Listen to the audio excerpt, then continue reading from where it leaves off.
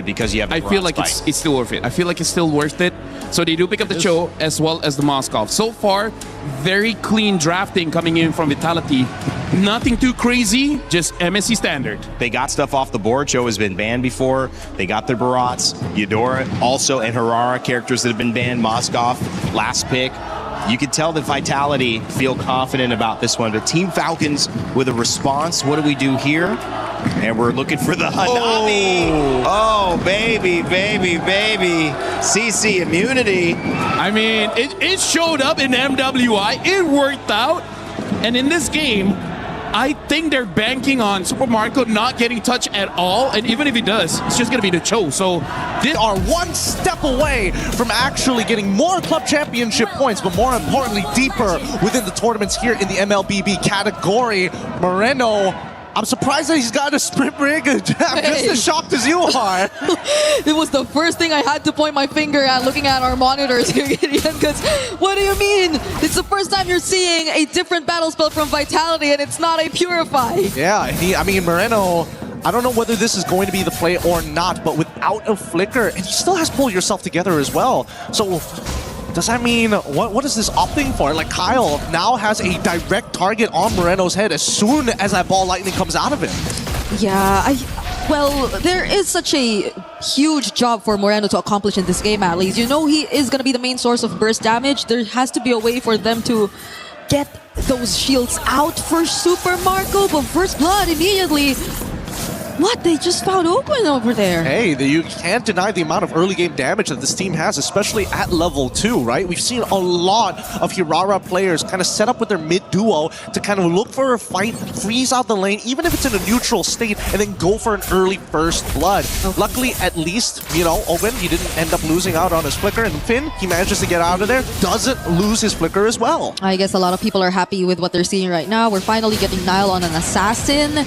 And there is much more action happening across the map, because I feel like when they were on the Paquito the last 2 games, there's just so much pressure over to Eman, which I feel like now is a bit more alleviated considering the fact that their damage is a bit more spread out. There's also Moreno too on the sprint, who we're yet to see in action, but we're looking forward to that since Vitality at least have a better grasp of the early game this time alongside this Cho too. Yeah, now Falcons were looking for a couple of conditions in the drafting phase. One, somebody that doesn't really quote-unquote disrupt this Pharsa as often, and also making sure that you're protecting your gold lane in a winning matchup. And I think Super Marco on this Hanabi, as long as the wave's in the right position, you know, can get some free harassment. His first turtle should go over to Vitality's side, but you can see they're just trying to bait him into something, right? Come on, get into these fights before you're level 4 is the only time we can actually punish you. Ooh, there was an SOD towards the purple. I thought that were actually going to steal away, but okay. Kyle will still secure nonetheless. That was already Moreno trying to burst down Flap too. Not much in terms of team fights just yet happening across the map at least. Oh, Purify forced out for Flap though. Yeah, Super Marco also losing his Aegis as well. There could be a potential gank angle for Finn if he wants to flicker on top of Super Marco. He's very vulnerable right now, and I think there needs to be some kind of communication. But they've missed their opportunity here. You can see that Finn alongside with Moreno trying to control this top side, keeping track of where Kyle is going to be. Yeah, they can't afford to let Kyle find the pickoffs that will set the pace once again for Team Falcons. Not now that they've finally gotten it for themselves. Shogun's been somewhat taking care of the XP lane surprisingly well though, even despite the matchup considering to be a Barrett's Uranus. That's why we're seeing a lot of these motions from Vitality going towards the top side of the map. They don't want Flap to have that moment. Oh, the kick! Oh, Radu Dryad connected perfectly. Kyle with a thumb throw, but it's Moreno who finds him first. It's going to be a 1-for-1 trade so far. Jungle for Rome. That's really interesting. I thought that Haji would just instantly spam the feather. Wait, hold on! They find Haji. Fortunately, had the Purify to get out of there. But still, that was a... Yeah, you were saying it was a roam for jungle, and...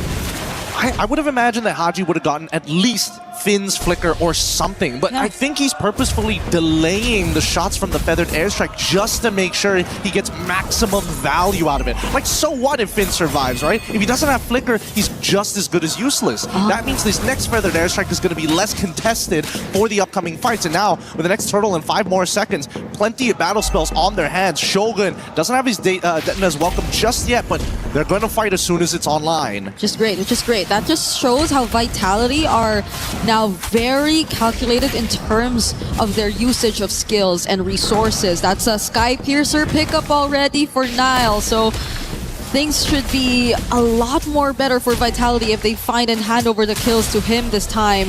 But Ogwen still has the Wrath of Dryad. Flap zoning out to Kyle.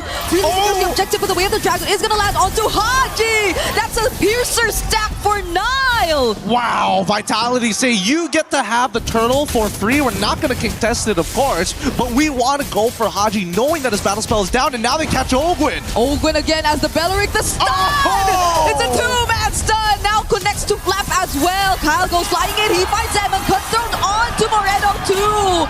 Those are two crucial members that Falcons get, however. Yeah, and the fans are going back and forth. Nobody is happy with the trades, but Falcon win out big time on the trades because we also get Super Marco breaking this tier 1 at the same time. The SOD connects, all the Guambo combos are there, and even Iman getting into this fight ended up getting him killed. This is the worst possible scenario when you want your insurance to grow. It's really sad if you got to pull it out early. And all the while, Super Marco has just been farming.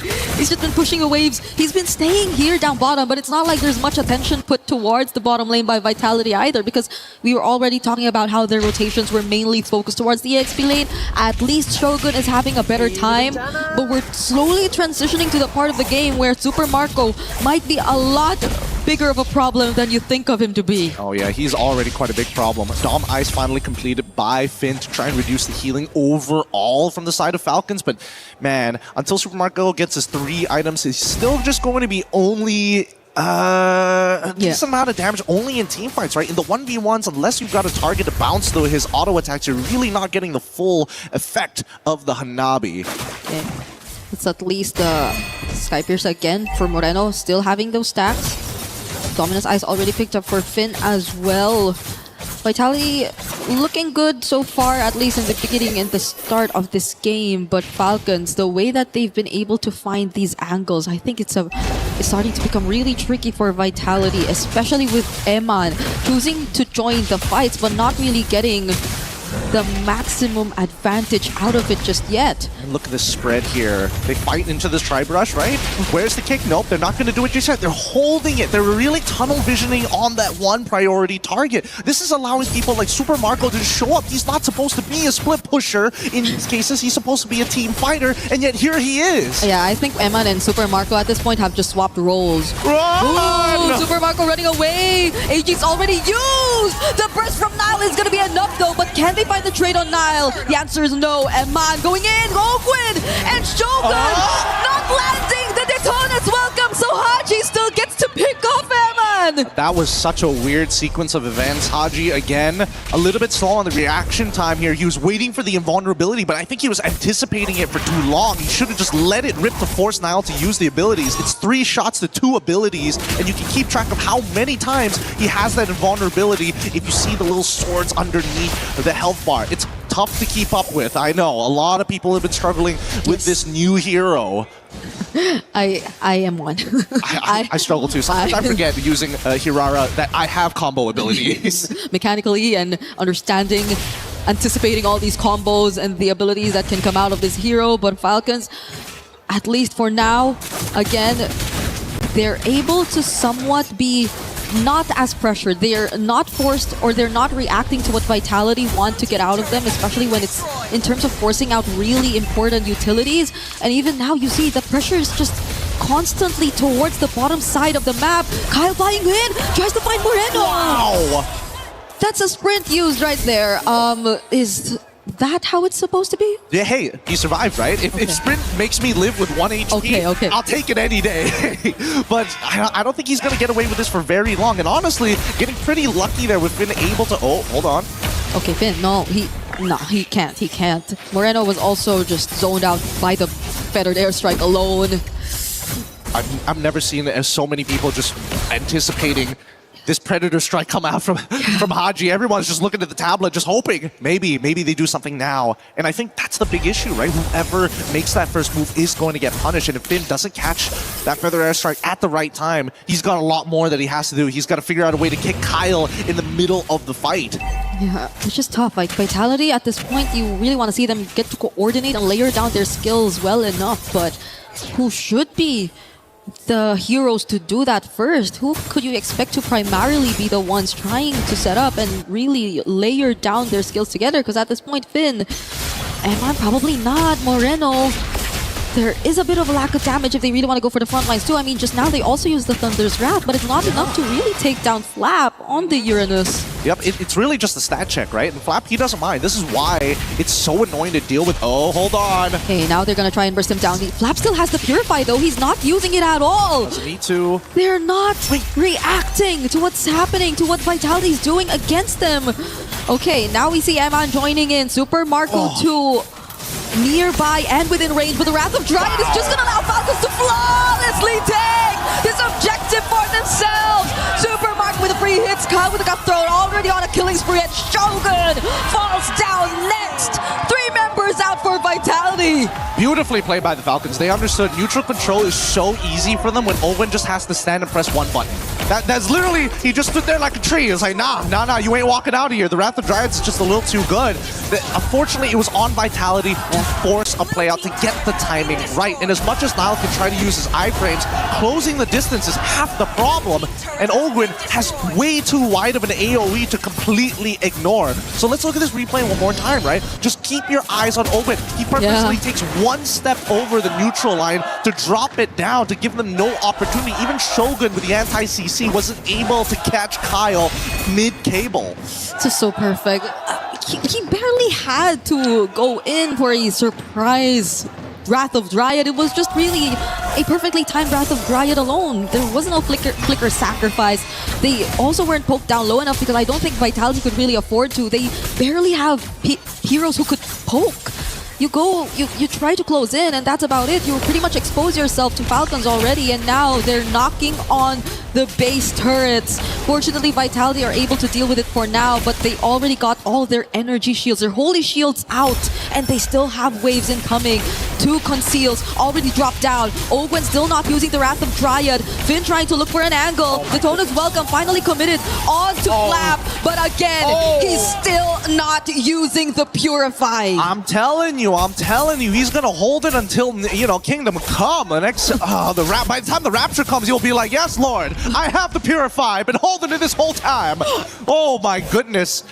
He's not dead, and that's the important thing. He's 1-0-3, so really no use for it at this stage of the game. Oh no. The biggest problem right now is who the heck can deal with Super Marco? Oh, that's a problem. That's the biggest problem. A Wrath of Dryad Flicker combo under the turret of Vitality. Enough to take down Niall. Falcons don't seem like they're doing much just to take what they want. Well, you see what I mean? Literally, there's nothing they can do. As long as Super Marco has that Aegis, he's walking around as if he's got Purify, and Vitality recognize that. They can't suppress him. They can't lock him down to the point at that stage. They need Moreno to close the distance, but he has the sprint, so he can't. Oh, Shogun. Not even Shogun can handle this Hanabi anymore. Okay, Ogwen will fall though. Lightning Truncheon pickup from Haji, and they will settle with just 2 base turrets taken down. At this stage, Vitality, they just have to play to scale until we see Iman actually, I think that's his 4th item at this stage, so he should be in pretty good strength. Trinity already complete, I would assume, as well, if he's getting a Malefic done, but right now, the odds are not looking good, and somebody needs to clean that long lane. Yes, someone has to deal with it, but Vitality, they're all here. They want to contest. Eman's the one trying to at least poke down the Lord for now. They're trying to hunt down Kyle, but Flap is onto Shogun! Oh, Niall falling does not look good for Vitality, and it's just Kyle flying in! He finds a double, can't be a triple. If they find Eman, here's Spear of Misery to save him for just a bit, but it's just Eman, Gideon! Yeah. Super Marco and Haji literally walked up and said, nah, it's good, it's cool, dude. It's like, what are you doing? Like, Iman is going to try and walk up, can't do much, Feather Airstrike. He can't even do the defense of his life. Not against Team Falcons, not in this scenario.